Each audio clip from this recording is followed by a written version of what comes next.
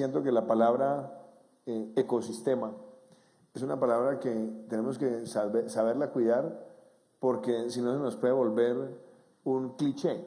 Entonces todos los días hablamos de ecosistema, ecosistema, ecosistema, y después vamos perdiendo la noción de realmente qué es. Lo primero que quiero decir es que Colombia es un país que tiene en su ADN un espíritu emprendedor. Por definición, el colombiano, llámelo rebusque, llámelo negociante, llámelo comerciante, llámelo empresario, Colombia tiene en su ADN ese potencial, y es el brío del ciudadano de querer tener lo propio, de tener su iniciativa.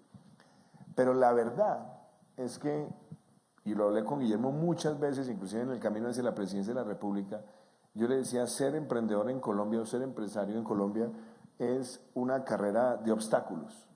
Entonces hay que ir removiendo los obstáculos y creando un entorno donde, en lugar de perseguir al empresario, de entorpecer la labor del empresario, todo el marco institucional sea favorable para generar empresa. Y entonces ahí viene la desmitificación de la palabra ecosistema, porque no se nos olvide que estamos teniendo esta conversación en medio de una pandemia.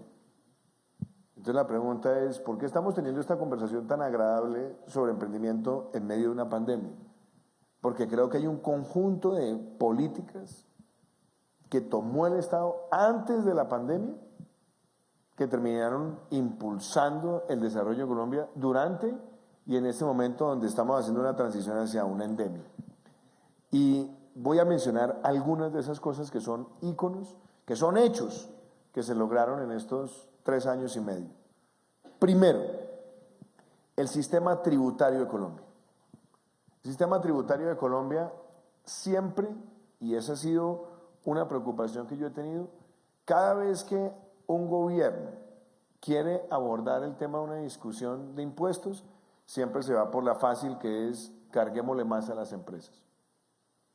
Y nosotros tenemos un país donde más del 60% del recaudo de renta lo generan 8.000 empresas.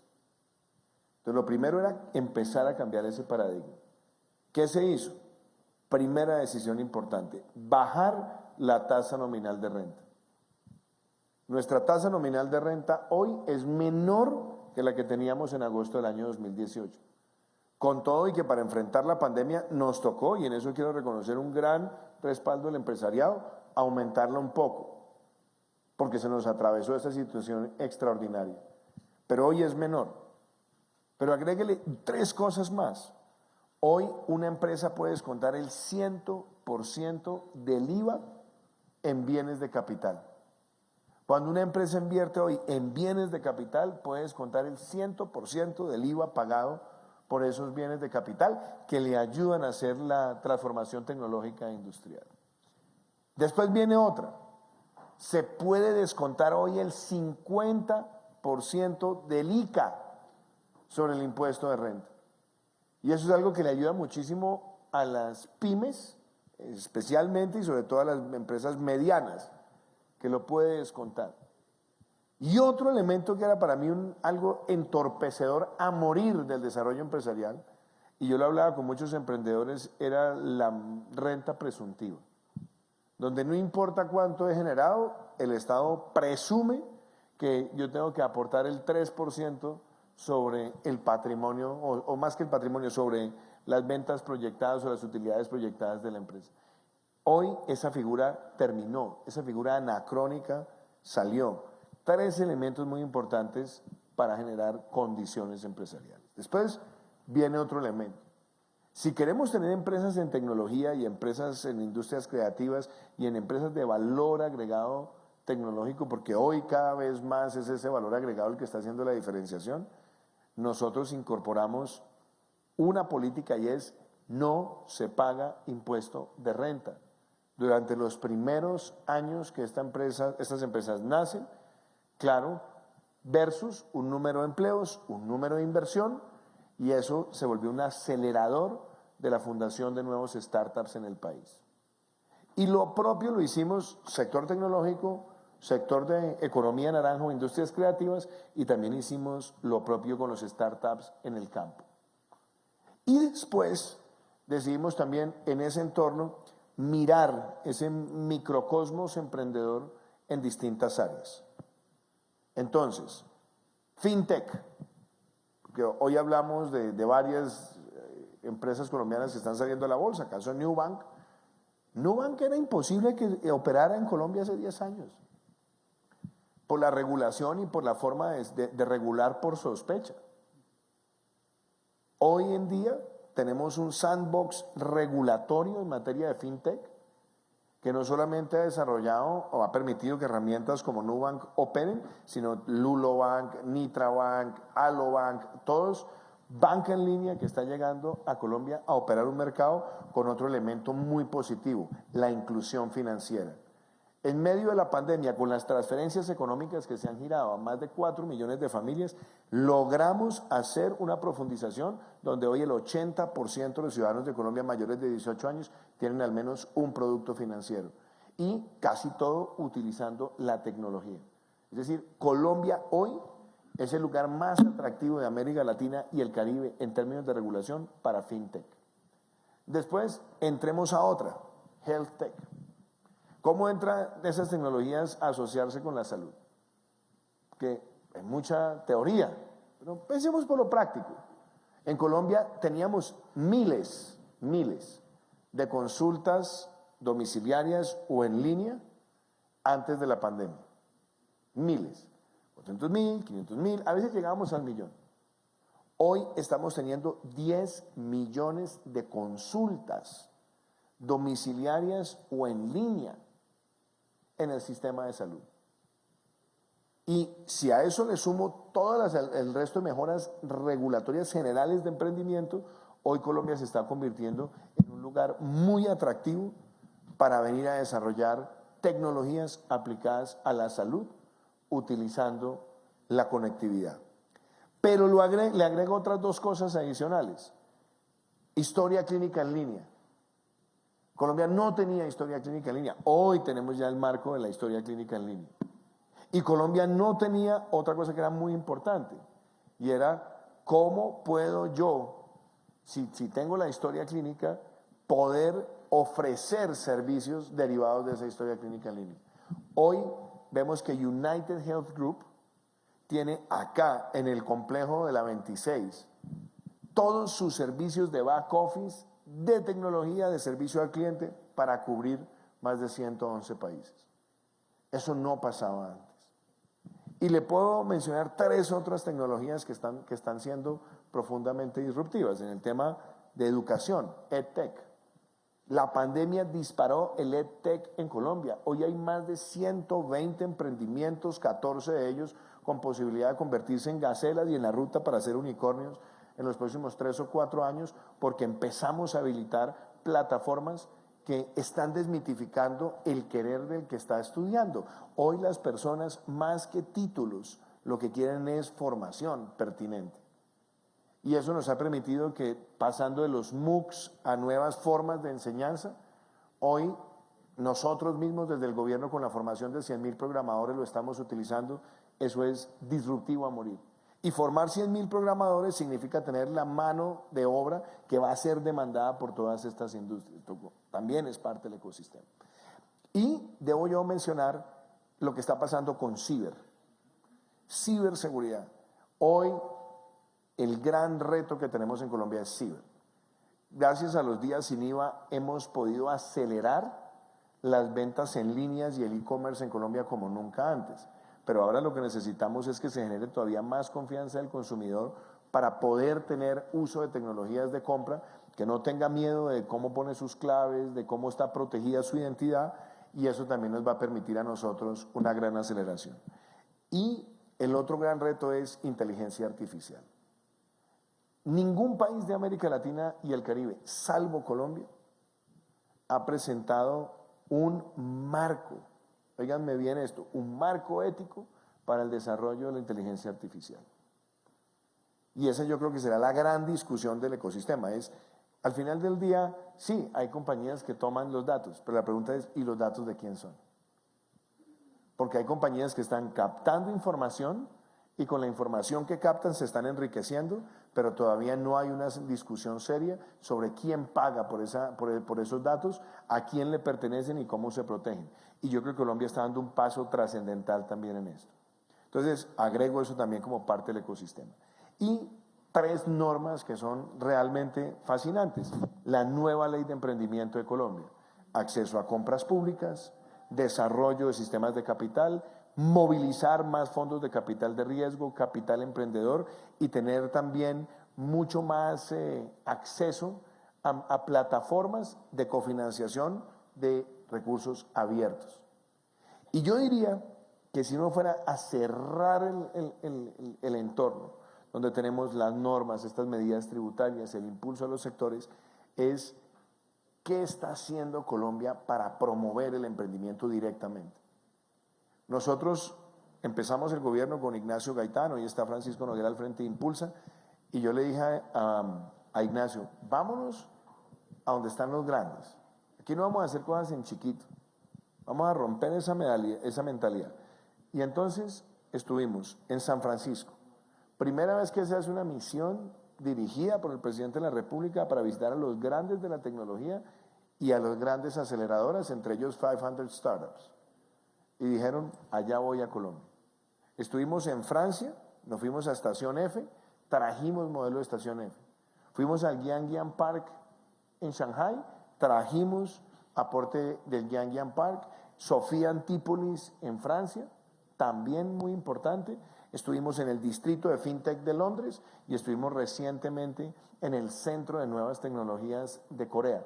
Todos trayendo lo mejor, pero adaptando a Colombia el tener la capacidad territorial de promover al emprendimiento, y ahí nace Se Emprende, que va a tener 22 oficinas en todo el país o centros de trabajo, donde llegan los emprendedores y reciben apoyo regulatorio, acceso a financiamiento y con un elemento también muy diciente de lo que Colombia hace.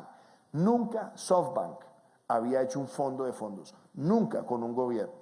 Era como el temor de trabajar con gobiernos, y SoftBank crea con Colombia el primer fondo de fondos para poder irrigar capital emprendedor a quienes están demandando los recursos. Entonces, todo esto para mí es lo que se ha logrado en 3 años y medio. Y eso me lleva a plantear la discusión de qué viene hacia adelante y de lo que no se puede perder. Hoy Colombia se está consolidando como un Silicon Valley de América Latina. No podemos ser autocontemplativos y decir ya lo logramos, no, pero nos estamos posicionando. Andy Jassy, el CEO de Amazon, apostó por Colombia, Amazon Web Services.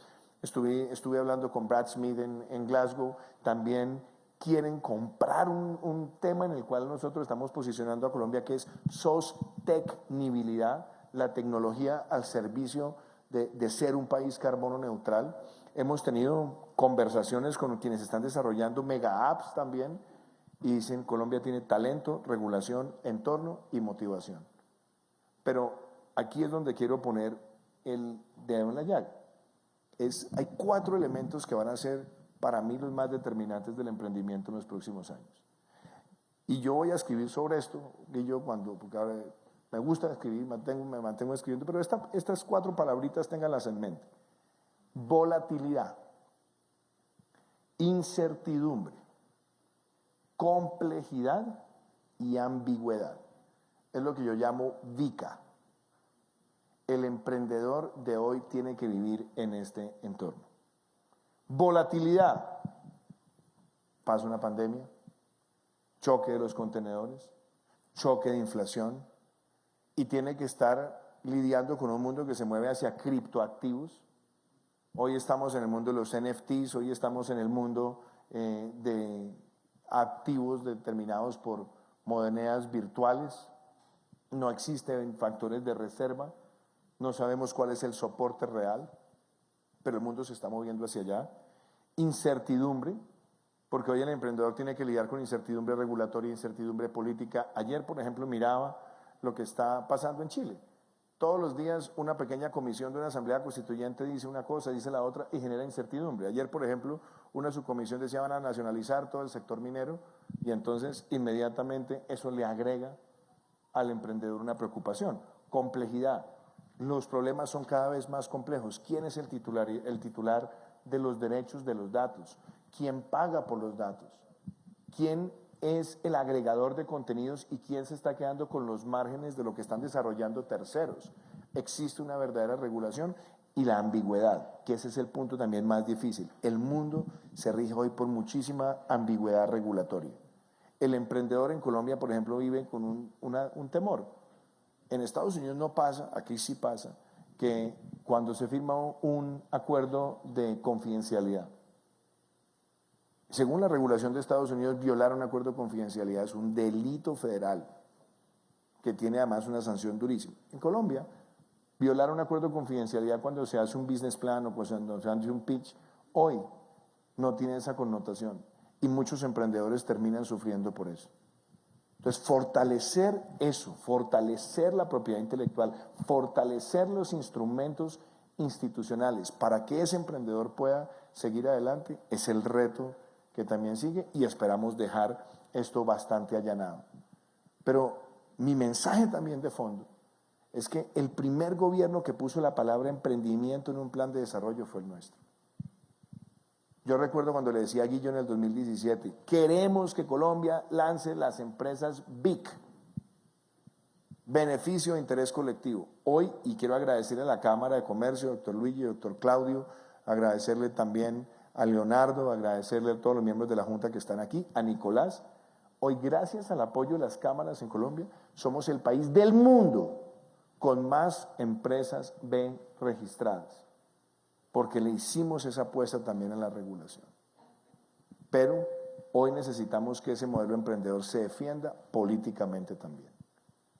Porque cuando se habla de expropiaciones, cuando se habla de que haya personas que pretendan llegar al poder para de manera brusca, arbitraria, casi que amañada, subjetiva, con caprichos y prejuicios, acabar sectores, eso no puede ocurrir, porque a nadie lo eligen presidente para hacer lo que se le dé la gana. A las personas que aspiran a gobernar, las eligen para respetar la Constitución y la ley, pero por encima de todo, respetar las libertades y las libertades económicas y la libertad de emprendimiento no puede ser manoseada, ni siquiera en un discurso electoral. Y necesitamos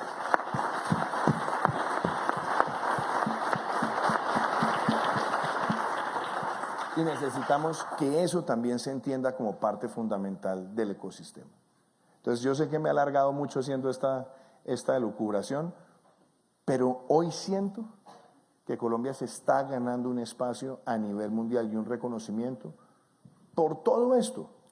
Y el reto también que queremos es que el emprendedor en Colombia sepa que equivocarse no es un pecado. Esto lo hablábamos con Guillo hace 26 años, cuando estábamos creando en ese momento páginas web en la época del .com, después se nos toteó el .com y entonces vino la reinvención. Y en ese momento nosotros decíamos, el emprendedor no puede ser castigado, todo lo contrario. El emprendedor debe seguir teniendo el acompañamiento. Cuando la experiencia es exitosa, pero también cuando hay un fracaso de por medio, porque después de ese fracaso pueden venir múltiples éxitos o pueden venir una sucesión de éxitos muy favorables. Y cierro con el mensaje de las cámaras de comercio. Mire, no es fortuito que hoy estemos acá. Las cámaras de comercio tienen que ser ese lugar donde se apoya al emprendedor, donde se acompaña al emprendedor. Y yo quiero destacar, Guillo, lo que está haciendo KPMG, porque este reporte es un validador. Este reporte muestra lo que Colombia está haciendo, muestra hacia dónde va nuestro país. Pero lo más importante, KPMG está tomando a la Gacela, empresa que crece a doble dígito, o a ese potencial unicornio que crece a 3 dígitos, para decirle, yo lo quiero llevar a que su escala a nivel mundial le permita llegar a los grandes mercados de capital del mundo. Y tal vez la ñapita, Colombia acaba de dar un paso que de pronto los emprendedores no lo están celebrando tanto. La integración de las bolsas de Colombia, de Chile y de Perú va a ser un potencial para sacar muchos más ofertas públicas iniciales para empresas que quieran también en los mercados de capital captar, estimular con el ahorro del desarrollo empresarial, financiarse en el largo plazo y tener también transformación productiva. Por eso, cuando hablamos de ecosistema, yo hablo de todas estas cosas y yo creo que hay que entrar a ese nivel de detalle para que Colombia se siga diferenciando de otros países de América Latina. Muchísimas gracias.